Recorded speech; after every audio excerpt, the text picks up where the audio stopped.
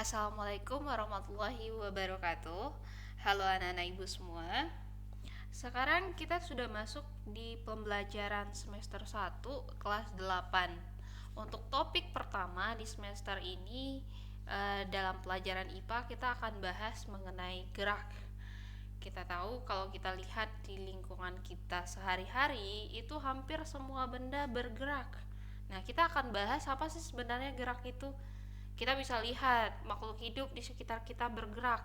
Manusia bergerak, hewan bergerak, tumbuhan bergerak, bahkan benda-benda yang tidak hidup pun juga bergerak. Kita bisa lihat nih, mobil bergerak, kereta api bergerak, pesawat bergerak, dan banyak lagi pergerakan yang ada di sekitar kita. Nah, kita akan bahas apa sih yang sebenarnya gerak itu. Nah, pada materi kali ini kita akan bahas cakupan materinya apa aja. Yang pertama kita akan bahas konsep gerak. Kemudian yang kedua kita akan bahas macam-macam gerak. Dan yang ketiga kita akan bahas perbedaan antara jarak dan perpindahan. Apa itu jarak dan apa itu perpindahan. Nah, yang pertama kita akan bahas pengertian gerak, konsep gerak. Nah, untuk membahas ini kita perhatikan sebuah animasi. Ini mobilnya lagi ngapain ya? Iya, mobilnya bergerak. Nah, pertanyaannya, kapan suatu benda dikatakan bergerak? Oke, kapan suatu benda dikatakan bergerak? Ya, benda dikatakan bergerak kalau ada perubahan posisi terhadap suatu titik. Nah, yang disebut dengan titik acuan. Jadi mobil tadi dikatakan bergerak kalau ada perubahan posisi terhadap satu titik. Nah, kita ngambil titiknya yang mana? Nah, kita ambil titiknya lampu lalu lintas. Berarti mobil bergerak terhadap lampu lalu lintas. Nah, itu yang pertama. Yang kedua, nah, orang yang di dalam mobil bergerak kalau titik acuannya adalah lampu lalu lintas. Jadi orang di dalam mobil bergerak terhadap lampu lalu lintas. Nah, selanjutnya pertanyaannya adalah apakah orang yang di dalam mobil bergerak terhadap mobil?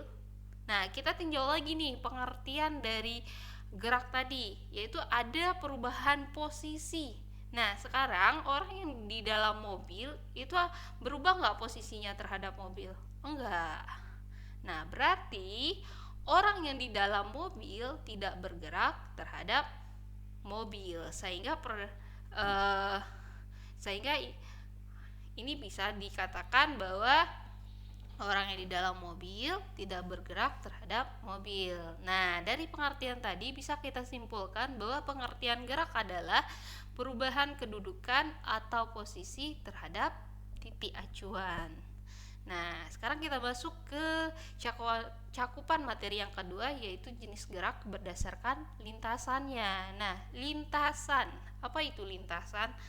Lintasan adalah tempat berjalannya suatu benda atau jalannya. Nah, berdasarkan bentuk jalannya, gerak itu dapat kita bagi menjadi 3. Nah, yang pertama kita sebut dengan gerak lurus. Lurus, apanya yang lurus?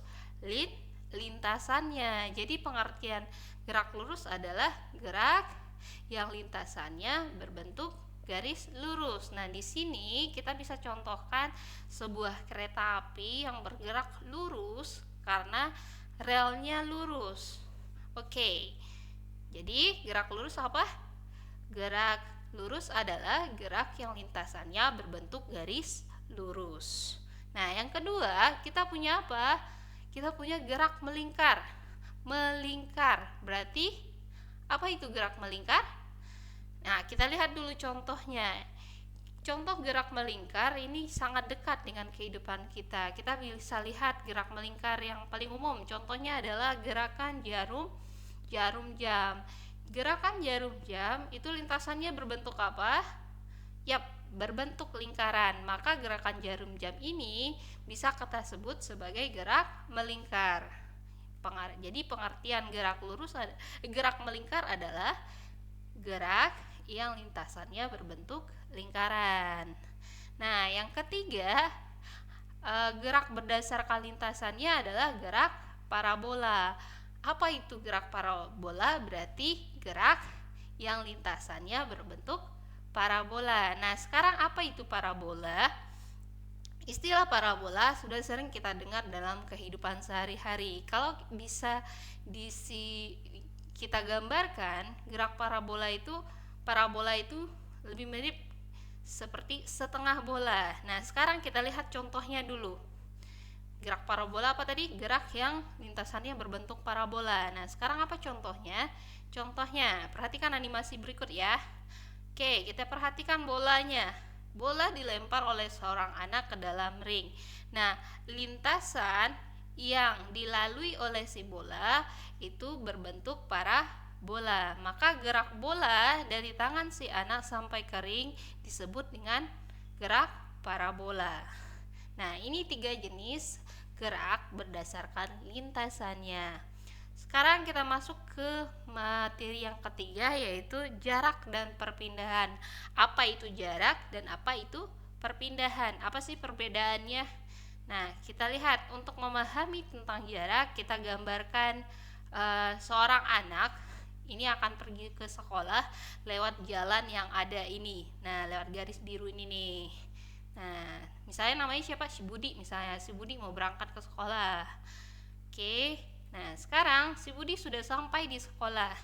Nah, panjang lintasan atau jalan yang ditempuh oleh si Budi dari rumah sampai ke sekolah, kita jumlahin nih panjang ini semua jalannya yang berliku ini, maka itu disebut dengan jarak. Jarak adalah panjang lintasan tempuh selama bergerak. Jadi ini yang jadi jarak. Nah, sekarang yang mana yang perpindahan?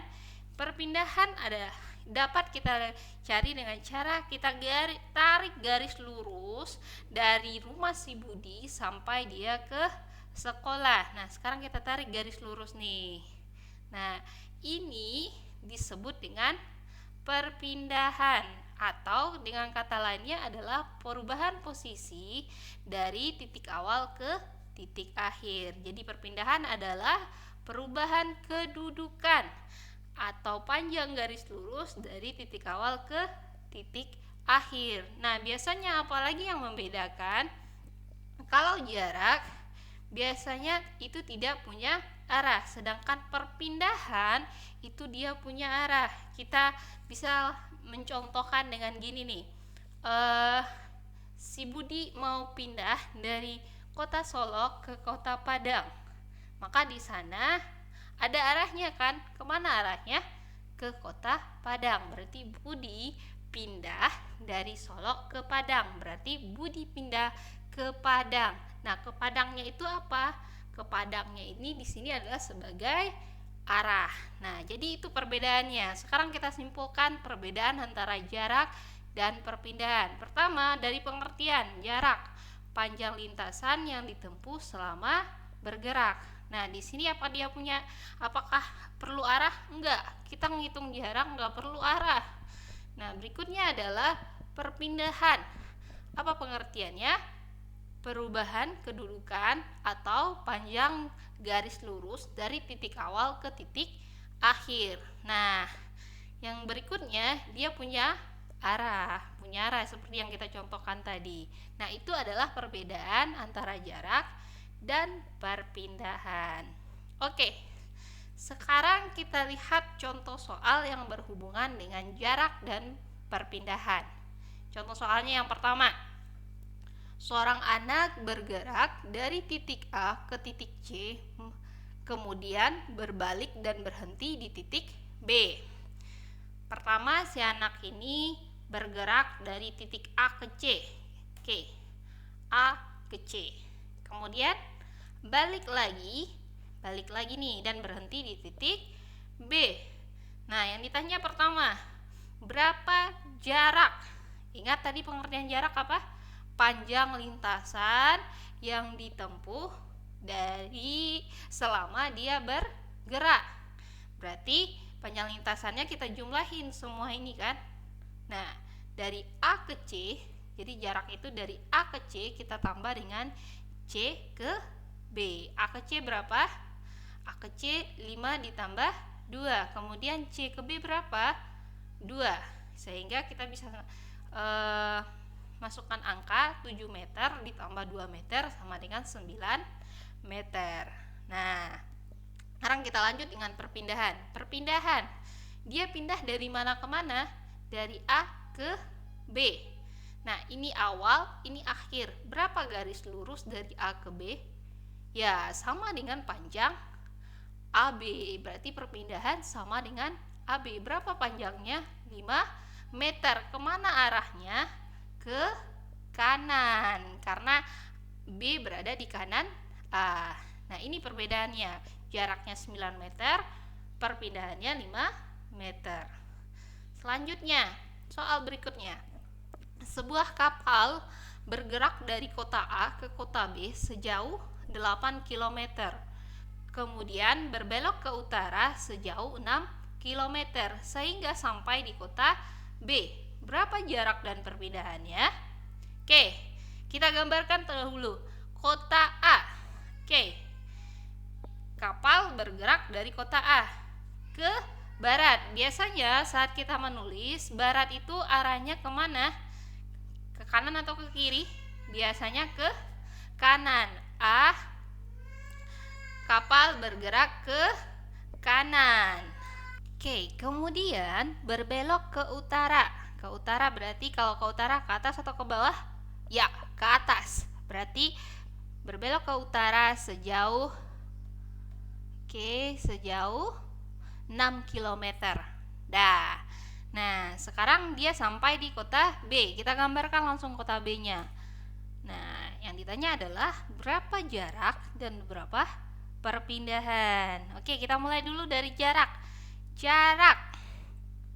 Jarak sama dengan berarti panjang lintasan yang ditempuh selama dia bergerak. Nah, ini lintasannya 8 km ditambah dengan 6 km. Berapa hasilnya? 14 km. Nah, selanjutnya berapa besar perpindahan? Nah, besar perpindahan. Nah, kalau besar perpindahan kita tarik garis lurus dari titik awal ke titik akhir. Ini titik awalnya, ini titik akhirnya. Nah, kita gambarkan. Nah, itu dia perpindahan. Kalau kita lihat, ini bisa nggak kita cari sisi miring ini? Bisa kan? Ini lebih kurang bentuk segitiga siku-siku kan? Nah, ini di siku-sikunya di sini. Nah, maka besar perpindahan bisa kita cari dengan rumus Pythagoras dengan mencari sisi miring. Nah, kalau kita cari sisi miring, maka kita bisa menggunakan rumus akar 8 kuadrat ditambah dengan akar 6 kuadrat. Berapa 8 kuadrat? 64. 6 kuadrat berapa? 36. Sehingga dijumlahkan sama dengan akar 100. Berapa akar 100? 10 km. Maka besar perpindahan pada gerak si kapal adalah 10 km. Jadi perpindahannya hanya 10 km. Kemana arahnya? Kalau biasanya soal seperti ini, arahnya itu kita kasih pakai sudut. Jadi berapa besar sudut ini? Nah, ini biasanya kalau di soal seperti ini yang ditanya adalah besarnya. Berapa besar? Kalau besar berarti angkanya. Oke, tapi kalau perpindahan secara umum maka di sini ada arahnya. Oke, sejauh ini paham? Baik, sampai di sini dulu pembahasan kita tentang gerak. Untuk materi selanjutnya kita akan bahas mengenai GLB dan GLBB. Oke, terima kasih. Assalamualaikum warahmatullahi wabarakatuh.